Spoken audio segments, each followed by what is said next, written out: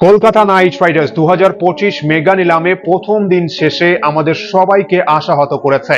মাত্র একজন প্লেয়ারকে কিনতেই আমরা 24 কোটি টাকা খরচ করেছি, কিন্তু মেগা নিলামে প্রথম দিন শেষে আমরা যে 7 জন প্লেয়ারকে দলে নিয়েছি, এখনো পর্যন্ত আমাদের স্কোয়াড কতটা শক্তিশালী, কেমন হতে পারে আমাদের একাদশ, এই দল নিয়ে কলকাতা নাইট রাইডার্স কি ভালো কিছু পারফরমেন্স করতে পারবে 2025 আইপিএল এবং সেকেন্ড ডে মেগা নিলামে কলকাতা নাইট রাইডার্স কোন প্লেয়ারদের টার্গেট করতে পারে, সত্যি কি আমরা মেগা নিলামে একটা ভালো দল গঠন করতে ব্যর্থ হলাম, বিস্তারিতভাবে আপনাদের সাথে আলোচনা করব। নমস্কার বন্ধুরা, আমি প্রশান্ত এবং বং 24 স্পোর্টসে আপনাদের সকলকেই স্বাগত জানাই। সত্যি আমরা আশাহত প্রথম দিন শেষে।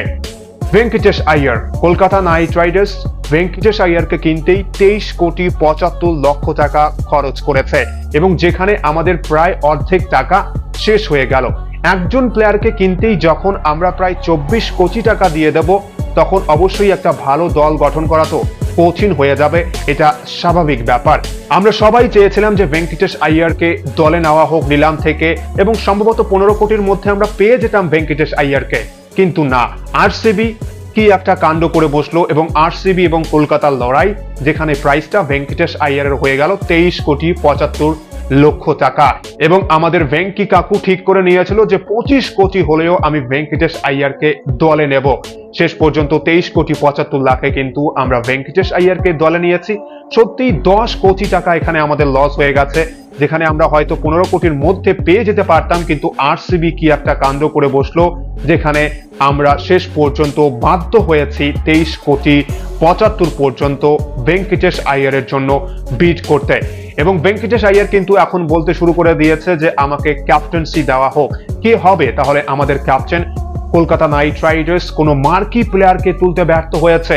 সত্যি বলছি, চোখের সামনে থেকে যখন মোহাম্মদ শামির মতো চ্যাম্পিয়ন বলার মাত্র 10 কোটিতে বেরিয়ে যাচ্ছে, সানরাইজার্স হায়দ্রাবাদ 10 কোটিতে তুলে নিয়ে গেল মোহাম্মদ শামিকে, আমাদের চ্যাম্পিয়ন বলার মিচেল স্টার্ককে মাত্র 11 কোটি 75 লক্ষ টাকায় দিল্লি ক্যাপিটালস নিয়ে চলে গেল। সত্যি আমরা ব্যর্থ একটা ভালো দল গঠন করতে, কিন্তু আমি বলবো আশাহত হওয়ার কিছু নেই। মোটামুটি একটা ব্যালেন্স দল গঠন করার চেষ্টা করছে কলকাতা নাইট রাইডার্স। দেখুন, কলকাতা নাইট রাইডার্সের প্ল্যান ছিল যে আমরা পুরনো প্লেয়ারদের দলে নেওয়ার চেষ্টা করব এবং সেটাই কিন্তু কলকাতা নাইট রাইডার্স করেছে। কলকাতা নাইট রাইডার্স ভেঙ্কটেশ আইয়ারের পেছনে গেছে এবং অল আউট গেছে, যেখানেই আমরা সাধারণত এক্সট্রা 10 কোটি টাকা খরচ করে ফেলেছি, কিন্তু কিছু করার নেই।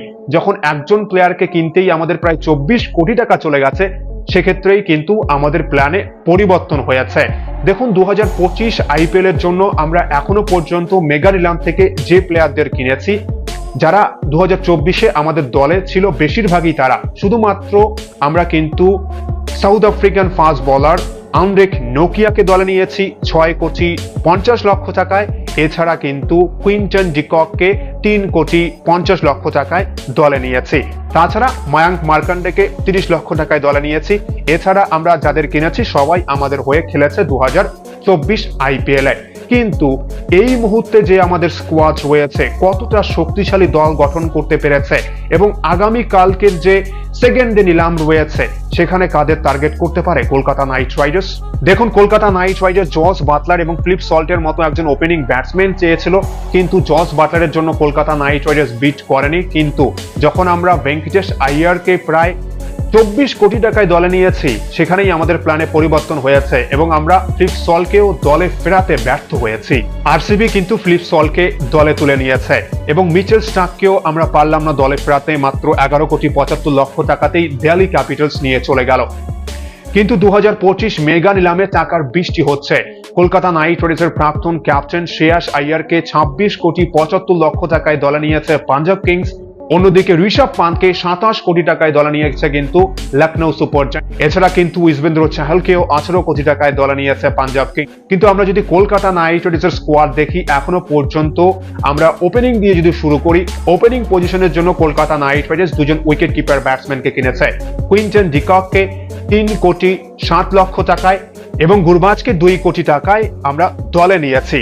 এবং ওপেনিং পজিশনে যেখানে আমাদের সল্টের পেছনে যাওয়া উচিত ছিল, সল্ট আমাদের টার্গেট ছিল, আবারও বলছি, আমরা যখন 24 কোটি টাকা আইয়ারকে দিয়ে ফেলেছি, সেক্ষেত্রে আমাদের কাছে আর কোনো অপশন নেই যে আমরা সল্টের পেছনে 10 কোটি টাকা পর্যন্ত দিতে পারবো।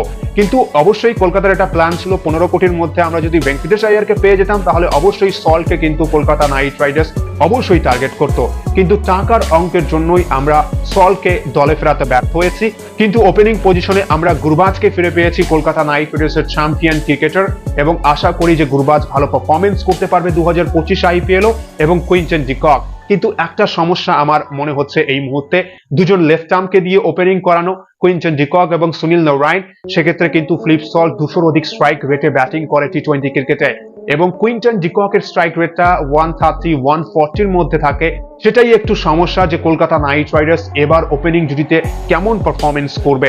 কিন্তু গুরবাজের অপশনটাও রয়েছে, গুরবাজ এবং সুনীল নারায়ণকে দিয়েও ওপেন করানো যেতে পারে, এবং অঙ্কুশ রঘুবংশীকে আমরা 3 কোটি টাকায় দলে নিয়েছি। দুর্দান্ত একটা বাই বলা যেতেই পারে যে রঘুবংশীকে ব্যাক করেছে। কিন্তু রাহুল ত্রিপাঠীকেও চেষ্টা করেছিল, 3 কোটি 30 লাখ পর্যন্ত বিট করেছিল, কিন্তু 3 কোটি 40 লাখে সম্ভবত চেন্নাই সুপার কিংস রাহুল ত্রিপাঠীকে দলে নিয়েছে। চোখের সামনে একের পর এক তারকা ক্রিকেটাররা অন্য দলে চলে গেছে। কলকাতা নাইট রাইডার্স মেগা নিলামে অপেক্ষা করেছে শুধু 2024-এ যারা চ্যাম্পিয়ন দলে ছিল সেই প্লেয়ারদের রিটার্ন করার জন্য, কিন্তু ভেঙ্কটেশ আইয়ার সব প্ল্যান ভেস্তে দিয়েছে কলকাতা নাইট রাইডার্সের। তাহলে আমরা যদি একাদশটা সাজানোর চেষ্টা করি, অবশ্যই কুইন্টন ডি কক এবং গুরবাজের মধ্যে থেকে যে কোনো একজন ওপেন করবে, এবং এই দুজনকেই কম্বিনেশন করে খেলানো হবে, এবং তার সাথে কিন্তু সুনীল নারায়ণ রয়েছে, এবং নাম্বার 3-এ রঘুবংশীকেও আমরা খেলাতে পারি। নাম্বার 4-এর জন্য ভেঙ্কটেশ আইয়ার রয়েছে, বা নাম্বার 3-এও খেলতে পারে, কিন্তু ভেঙ্কটেশ আইয়ার 23 কোটি 75 লক্ষ টাকা, অবশ্যই প্রাইসটা একটু হাই হয়ে গেছে ভেঙ্কটেশ আইয়ারের জন্য। নাম্বার 5-এ অবশ্যই আমরা দেখতে পারবো রিঙ্কু সিংকে, নাম্বার 6-এ আন্দ্রে রাসেল, নাম্বার 7-এ রমনদীপ সিংকে দেখতে পারবো। নাম্বার 8-এর অপশনটা এই মুহূর্তে খালি রাখছি আমি। নাম্বার 9 অবশ্যই রয়েছে হর্ষিত রানা। নাম্বার 10-এ কিন্তু আমরা আন্দ্রেক নকিয়াকে দেখতে পারবো, 6 কোটি 50 লক্ষ টাকায় আমরা নকিয়াকে দলে নিয়েছি, এবং নাম্বার 11 অবশ্যই রয়েছে কিন্তু বরুণ চক্রবর্তী। এবং কলকাতা নাইট রাইডার্স নাম্বার 8-এ একজন অলরাউন্ডারকেও খেলাতে পারে, সেটা ডিপেন্ড করবে ইম্প্যাক্ট প্লেয়ারের হিসেবে কোন প্লেয়ারকে খেলানো হচ্ছে। এছাড়াও কিন্তু আমরা নাম্বার 8-এ বৈভব আরোরাকে দেখতে পারবো। আমাদের তাহলে দেখুন ব্যাটিং অর্ডারটা, আমাদের মিডল অর্ডার যথেষ্ট শক্তিশালী আমি বলবো। ওপেনিং পজিশনে আমাদের একটু সমস্যা হতে পারে, সেক্ষেত্রে স্ট্রাইক রেটের সমস্যাটা আমাদের অবশ্যই হতে পারে, যেখানে 200 অধিক স্ট্রাইক রেটে ব্যাটিং করে ফিলিপ সল্ট। সেটাই এবার দেখার যে সুনীল নারায়ণের সাথে কুইন্টন ডি ককের জুটি বা সুনীল নারায়ণের সাথে গুরবাজের জুটি কতটা সাকসেসফুল হতে পারে। এছাড়াও কিন্তু আমাদের নীতিশ রানাকে ব্যাক করতে হবে। এখনো পর্যন্ত আমাদের কাছে 10 কোটি টাকা রয়েছে, এবং আমাদের স্কোয়াডে 13 জন প্লেয়ার রয়েছে এই মুহূর্তে, এবং আমরা দ্বিতীয় দিনে অবশ্যই নীতিশ রানাকে দলে নেওয়ার চেষ্টা করব, এবং আশা করি নীতিশ রানাকে 3 থেকে 4 কোটির মধ্যে আমরা পেয়ে যাব, এবং বাকি 6 কোটি বা 7 কোটি দিয়ে আমরা কিন্তু তখন অলরাউন্ডার প্লেয়ার এবং ফাস্ট বলার ব্যাকআপ হিসেবে টার্গেট করব।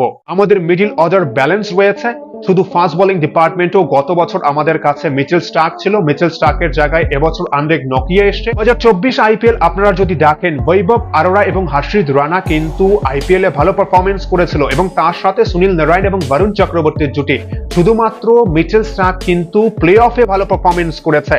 সেক্ষেত্রে আমরা যদি ধরেই নিই যে নকিয়া ভালো পারফরমেন্স করবে, নকিয়া তো রান মেশিন গত বছর আমরা দেখেছি, কিন্তু যে নকিয়া যদি ভালো পারফরমেন্স করতে পারে, ডিজে ব্রাভো যদি নকিয়াকে ভালোভাবে ব্যবহার করতে পারে, নকিয়া যদি টাইট বোলিং করতে পারে, তাহলে কিন্তু আমাদের বোলিং লাইন আপটাও আমরা বলতে পারবো যে ভালো পারফরমেন্স করবে। সেটা ডিপেন্ড করবে ভারতীয়রা কিভাবে বোলিং করছে, আমাদের স্পিনাররা কেমন বোলিং করছে, তার সাথে নকিয়া এবং নকিয়ার ব্যাকআপ হিসেবে কাকে কেনা হবে। সেক্ষেত্রে কিন্তু একজন লেফট আর্ম বলার অবশ্যই চাই। মার্কো জনসনের নাম রয়েছে, নান্দ্রে বার্গার রয়েছে, টপলি রয়েছে, এই প্লেয়ারদের অবশ্যই কলকাতা নাইট রাইডার্স টার্গেট করতে পারে দ্বিতীয় দিনে। এছাড়াও ভুবনেশ্বর কুমার, মুকেশ কুমার, তুষার দেশপান্ডে, এরকম ফাস্ট বলার নামও কিন্তু আমরা দ্বিতীয় দিনের নিলামে দেখতে পারবো। আশা করি ভালো ব্যাকআপ নেবে কলকাতা নাইট রাইডার্স। যদি আমাদের স্পিনাররা এবং ভারতীয়রা ভালো বোলিং করে অবশ্যই, তাহলে দেখতে পারবেন যে নকিয়াও ভালো বোলিং করছে, এবং আশা রাখবেন যে কলকাতা নাইট রাইডার্স ভালো কিছু করতে পারবে 2025 আইপিএলও। এবং দ্বিতীয় দিনে কলকাতা নাইট রাইডার্সের প্রধান কাজ নীতিশ রানাকে প্রথমে ব্যাক করা, এবং নীতিশ রানাকে ফিরে পেলেই আমাদের ব্যাটিং অর্ডারটা আরো শক্তিশালী হবে, মজবুত হবে। এরপর কিন্তু আমাদের ফাস্ট বোলিং ব্যাকআপ চাই, আমাদের অলরাউন্ডার রাসেলের ব্যাকআপ চাই।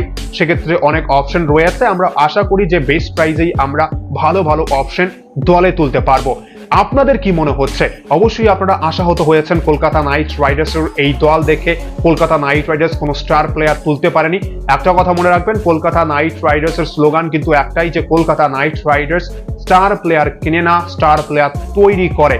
এবং কলকাতা নাইট রাইডার্সের ক্যাপ্টেন সম্ভবত ভেঙ্কটেশ আইয়ারই হতে চলেছে, বা নীতিশ রানাকে যদি কালকে দলে নিতে পারি আমরা, নীতিশ রানা বা ভেঙ্কটেশ আইয়ার, এই দুইয়ের মধ্যে থেকে যে কোনো একজনকেই হয়তো কলকাতা নাইট রাইডার্স ক্যাপ্টেন করবে। আপনাদের কি মনে হচ্ছে? এখনো পর্যন্ত যে 13 জন প্লেয়ার আমাদের রয়েছে, অবশ্যই আমি বলবো যথেষ্ট শক্তিশালী, শুধু বোলিংটা নিয়ে একটু সমস্যা এবং ওপেনিং নিয়ে সমস্যা রয়েছে। আশা করি ব্যাকআপ ভালো অপশন হলে সেই সমস্যাটাও আমাদের সমাধান হয়ে যাবে এবং আমরা একটা ভালো দল গঠন করতে পারবো। দ্বিতীয় দিনে কাদের টার্গেট করা উচিত বলে আপনাদের মনে হয়? অবশ্যই আপনারা কিন্তু মতামত জানাবেন কমেন্ট বক্সে। ও ভিডিওটি ভালো লাগলে অবশ্যই লাইক, কমেন্ট ও সাবস্ক্রাইব করে খেলাধুলোর সমস্ত আপডেট পাওয়ার জন্য চ্যানেলটি অবশ্যই সাবস্ক্রাইব করে রাখবেন। অসংখ্য ধন্যবাদ সকলকেই।